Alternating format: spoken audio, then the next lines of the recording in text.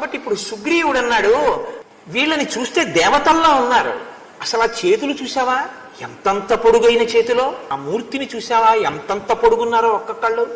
ఆ చేతుల్లో ధనస్సు చూసావా? వాళ్ళు పట్టుకున్నటువంటి ఆ తూణీరములలో ఏదో ఆ కోరలతో బుసలు కొడుతున్న పావుల్లా ఉన్నాయి ఆ బాణాలు. అటువంటి వాళ్ళని చూస్తే ఎవరికి భయం వేయదయ్యా? అందుకని భయం వేస్తోంది. రాజుకి అనేక మంది మిత్రులు ఉంటారు. ఎవరితో మిత్రత్వం చేస్తున్నాడో మనకి తెలియదు. వాలి ఎవరితో మిత్రత్వం చేసి ఈ వీరుల్ని తీసుకొచ్చాడో, తాను ఋష్యమూకం మీదకి వెళ్ళకూడదు కానీ నన్ను వధించగలిగినటువంటి బలవంతుల్ని తీసుకొచ్చి ఉంటాడు. అందుకే అంత బలంగా ఉన్నారు వాళ్ళిద్దరు. నా కోసమే వెతుకుతున్నారు. వాళ్ళిద్దరు ఇప్పుడు ఇక్కడికి వచ్చేస్తారు, వెతికి వచ్చేసి నన్ను చంపేస్తారు. అందుకే నాకు భయం. ఓ నిర్ణయానికి వచ్చేసాడు శంకతోటి. చాలా మేధావి వాలి, ఏ సామాన్యుడు కాడు. కాబట్టే ఇంత ప్రణాళిక రచించాడు.